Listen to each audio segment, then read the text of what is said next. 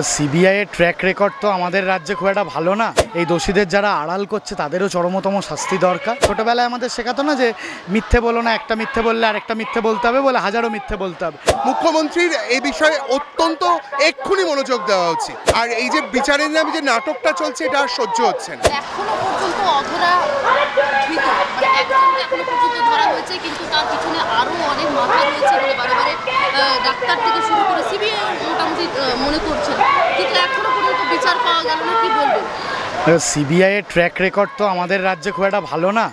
তাহলে তো এতদিনে অনেক বড় বড় মাথাটা ঢুকে যেত, সেটা তো ঢোকেনি। তো সেই জায়গায় দাঁড়িয়ে জনসাধারণ রোজ মিছিল করছে এবং আগামী দিনে আরও মিছিল বাড়বে। শুধু দোষীদের শাস্তি চাই বললে ভুল হবে। এই দোষীদের যারা আড়াল করছে তাদেরও চরমতম শাস্তি দরকার।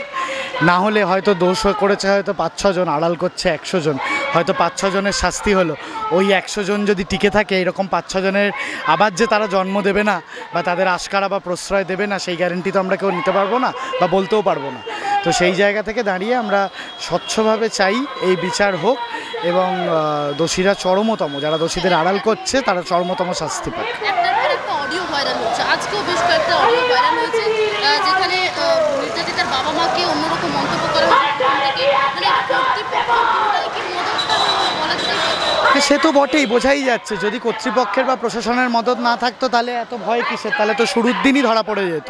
ছোটোবেলায় আমাদের শেখাতো না যে মিথ্যে বলো না, একটা মিথ্যে বললে আরেকটা মিথ্যে বলতে হবে, বলে হাজারো মিথ্যে বলতে হবে। এখন সেই জায়গায় ঠেকেছে। এখন মুখ্যমন্ত্রীকে এসে ডাক্তারদের থ্রেট দিতে হচ্ছে। এই রকমভাবে যদি মিথ্যে চলতে থাকে, আড়াল করার চেষ্টা হয়, তাহলে বোধহয় মিছিল জনসাধারণের আরও দিনকে দিন বাড়বে এবং তাদের রোষ আছড়ে পড়বে প্রশাসনের দিকে।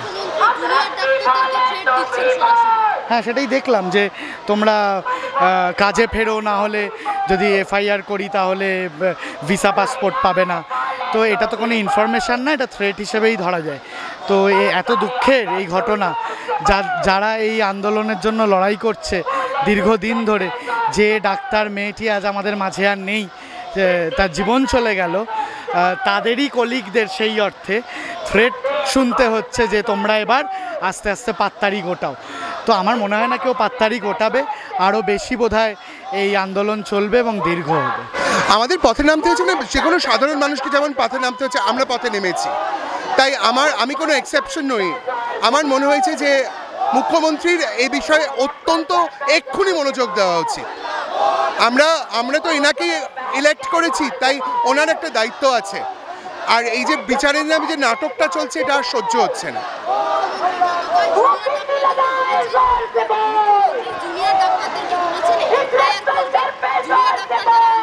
শুনুন, এফআইআর অনেক পরের কথা। কেসটা সিবিআইয়ের কাছে চলে গেছে, তাই আমরা চাইবো সিবিআই যত তাড়াতাড়ি সম্ভব ইনভেস্টিগেট করে যারা অন্যায় করেছে তাদের ফাঁসি দিক বা তাদের শাস্তি দিক, উপযুক্ত শাস্তি দিক, এইটুকুই আমি চাইবো। হ্যাঁ, সেটা তো ঠিক নয়, একদমই ঠিক নয়। কাউকে থ্রেট করে তো বাঁচানো যাবে না।